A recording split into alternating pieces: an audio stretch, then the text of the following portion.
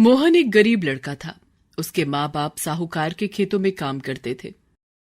उसके पिता का नाम भूरालाल और माँ का नाम शांति था। मोहन आज 5 साल का हो चुका था और अब वो स्कूल जाना चाहता था, लेकिन उसके माता पिता उसे स्कूल में पढ़ाने लायक नहीं थे, क्योंकि साहूकार के खेतों में काम करके उन्हें इतना ही पैसा मिलता था कि वो सब 2 वक्त की रोटी ही खा सके। ऊपर से मोहन की दादी थी जो कि हमेशा बीमार रहती थी। उनकी दवाई में भी बहुत पैसा लग जाता था। मोहन अपनी दादी से बहुत प्यार करता था। वो अपनी दादी की बहुत सेवा करता था। एक बार की बात है, मोहन अपनी दादी से कहता है, दादी तुम इतना बीमार रहती हो फिर भी चैन से नहीं बैठती। मुझे तो कुछ भी होता है मैं तो बिस्तर से भी नहीं उठता हूँ। मोहन की बात सुनकर दादी हंसने लगी और बोली, अरे मेरे प्यारे बच्चे, तू अभी छोटा है और मैं ठहरी बूढ़ी। मैं तो बीमारी से लड़ना सीख चुकी हूँ।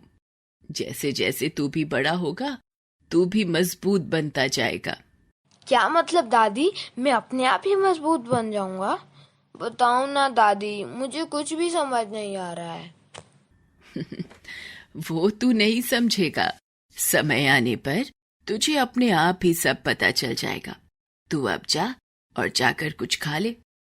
नहीं दादी, अभी नहीं, जब माँ और पिताजी आएंगे तभी खाना खाऊंगा। ठीक है, तभी खा लेना, लेकिन मेरे पास तेरे किसी सवाल का जवाब नहीं है अभी। मुझे कुछ काम करना है। तू भी जाकर कुछ खेल ले तब तक। ऐसा कहकर दादी अपने काम में लग जाती है और मोहन भी वहां से चला जाता है। फिर जब रात को मोहन के माता पिता घर आते हैं तो मोहन अपने पिता से कहता है, पिताजी मुझे स्कूल जाना है, मैं भी पढ़ लिख कर कुछ करना चाहता हूँ। हाँ बेटा, मैं भी चाहता हूँ कि तू स्कूल जाए, कुछ अच्छा काम करे, हमारी तरह लोगों की गुलामी ना करनी पड़े तुझे। तो ठीक है पिताजी, कल तो मुझे उस पास वाले स्कूल में ले चलना जहाँ पे सारे बच्चे जाते। ठीक है बेटा, मैं कल सुबह ही तुझे उस स्कूल में लेकर जाऊंगा। रात होने पर सब सो जाते हैं, लेकिन मोहन की आंखों में नींद नहीं थी। वो तो कल स्कूल जाने के बारे में सोच सोच कर खुश हो रहा था। थोड़ी देर वो ये सब सोचता रहा और फिर उसको भी नींद आ जाती है। अगली सुबह मोहन स्कूल जाने के लिए तैयार हो जाता है और अपने पिता के साथ स्कूल की तरफ चल देता है। स्कूल पहुंचकर भूरा लाला जैसे ही अंदर जाने लगता है, तभी गेट कीपर गुस्से में उसको आवाज लगाता है, अरे तुम लोगों को स्कूल के अंदर किसने आने दिया? ये स्कूल है स्कूल, कोई धर्मशाला नहीं जो मुंह उठाकर अंदर घुसकर आ गए। अरे गार्ड साहब जी, ये आप क्या कह रहे हैं?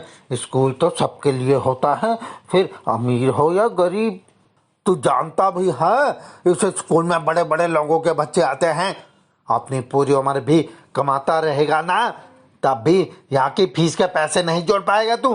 चल अब निकल यहाँ से। उनकी ये बातें वहीं पास में खड़ी एक टीचर सुन रही थी। वो उसी स्कूल की अध्यापिका थी। वो मोहन और भूरालाल को अपने पास बुलाती हैं और कहती हैं, कौन हो तुम लोग और यहाँ किस लिए आए हो? कुछ नहीं मैडम जी, ये लोग आ जाते हैं बस अपना मुंह उठाकर। आप नहीं जानते इन लोगों को। चंदनलाल, मैं इनसे बात कर रही हूं ना, तो आप अंदर जाइए, मैं देख लूंगी जो भी बात है। उस मैडम की बात सुन वो गेट कीपर चुपचाप वहां से चला जाता है। उसके जाने के बाद भूरालाल उनसे कहता है, मैडम जी, मेरा नाम भूरा लाल है और मैं अपने बेटे मोहन को इस स्कूल में पढ़ाना चाहता हूँ, इसलिए यहाँ पर आया था। देखो भूरालाल, ये तो बहुत ही अच्छी बात है जो तुम अपने बेटे को स्कूल में पढ़ाने के लिए लेकर आए हो, लेकिन यहाँ अभी तुम्हारे बेटे का एडमिशन होना बड़ा मुश्किल है और यहाँ की फीस भी बहुत ज्यादा है। तो मैडम जी, क्या मेरा बेटा भी मेरी तरह ही मजदूरी करेगा? क्या ये स्कूल नहीं जा सकेगा? नहीं भूरालाल, तुम्हारा बेटा भी स्कूल जा सकता है। तुम मेरे साथ चलो, मैं तुम्हें एक और स्कूल में ले चलती हूँ जहां पर तुम्हारा बेटा मोहन पढ़ सकता है। और हाँ, यदि मोहन मन लगाकर पढ़ेगा और अच्छे नंबर लेकर आएगा तो वो इस स्कूल में भी एडमिशन ले सकता है। आप सच बोल रही हैं टीचर जी, तो आप मुझे वहाँ पे ले चलिए, मैं बहुत मन लगा के पढ़ाई करूँगा। वो मैडम उन दोनों को लेकर एक सरकारी स्कूल में आती हैं। तुम दोनों यहीं पर रुको, मैं प्रिंसिपल सर से बात करके आती हूँ। थोड़ी देर बाद वो मैडम वापस आती है और भूरालाल को एक फॉर्म देती है और कहती है, देखिए ये एडमिशन फॉर्म है, इसको भरकर यहाँ पर जमा करा देना। बस 1-2 दिन में ही मोहन यहाँ पढ़ने लग जाएगा फिर, ठीक है ना? पर मैडम जी, मेरे और मेरी बीवी के लिए तो काला अक्षर भैंस बराबर है, हम भला ये फॉर्म कैसे भरेंगे? पिताजी मुझे थोड़ा बहुत पढ़ना आता है, मैं भर दूंगा। फिर वो मैडम वहां से चली जाती है और भूरालाल भी मोहन को लेकर अपने घर की तरफ चल देता है।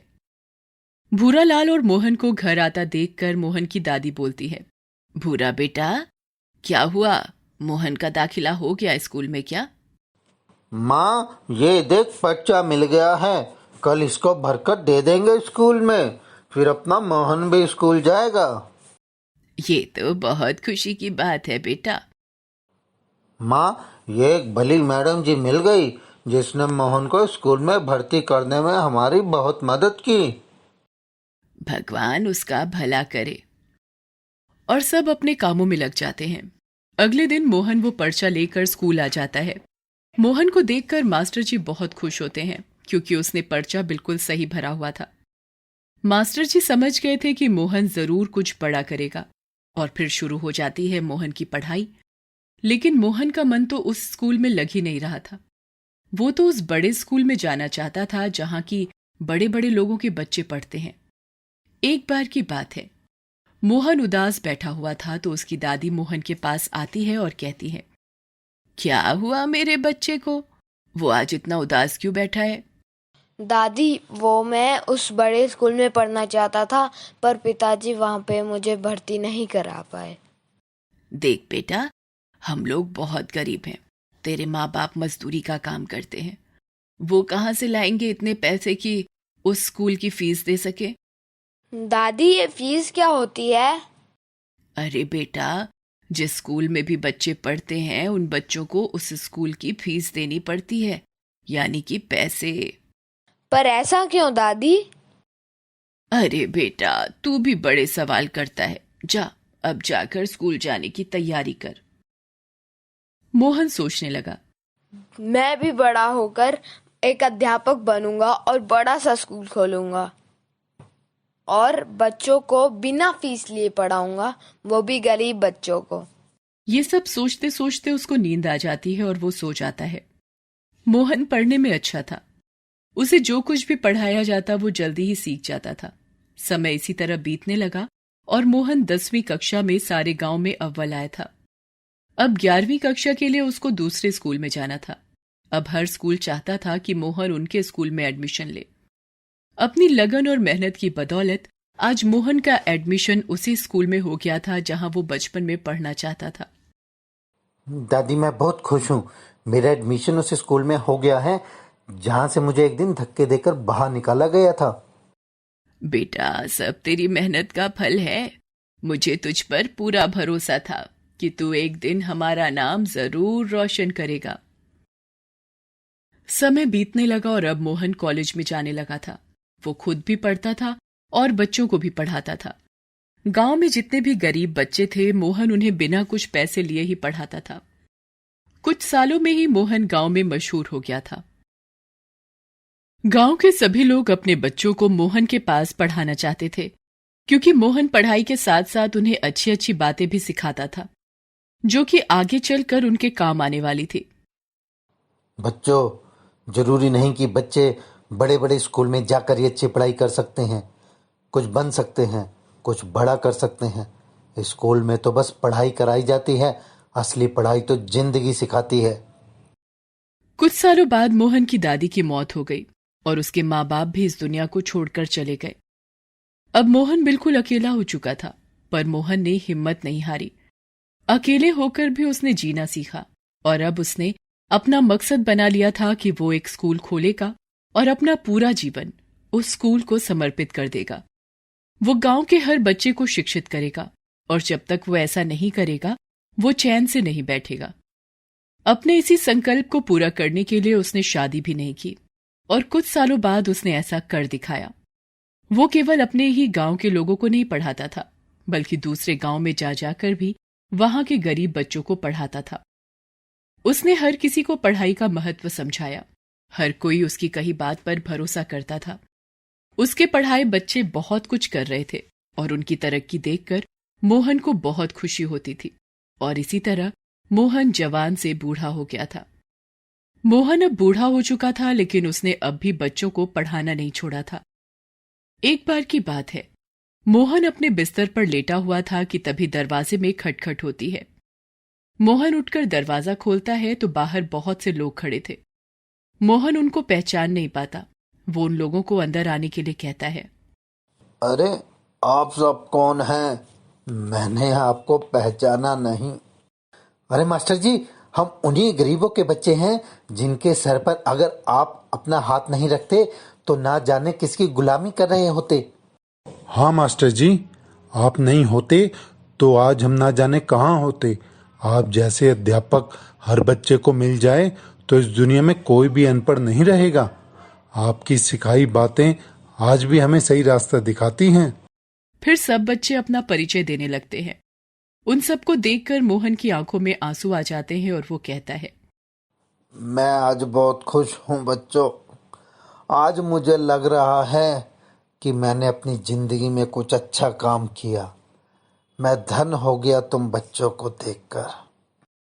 फिर वो बच्चे मोहन से कहते हैं, चलो मास्टर जी, हमने आपके सम्मान में कुछ किया है।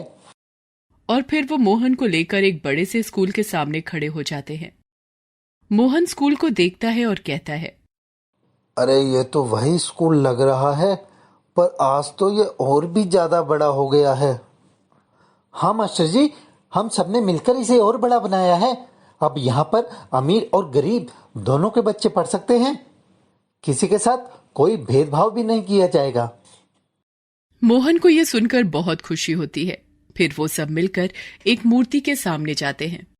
उस मूर्ति के ऊपर एक पर्दा डाला हुआ था। बच्चे मोहन से कहते हैं, मास्टर जी, जरा ये पर्दा तो उठाकर देखिए। जैसे ही मोहन पर्दा उठाता है तो देखता है कि वो तो खुद मोहन की मूर्ति थी। मोहन ये देखकर रोने लगा और बच्चों को गले से लगा लिया। बच्चे कहने लगे, मास्टर जी, आज 5 सितंबर है, आज शिक्षक दिवस है। इस अवसर पर हम आपको ये भेंट देना चाहते थे। मोहन ये देखकर बहुत खुश हुआ। सब लोग ताली बजाने लगे।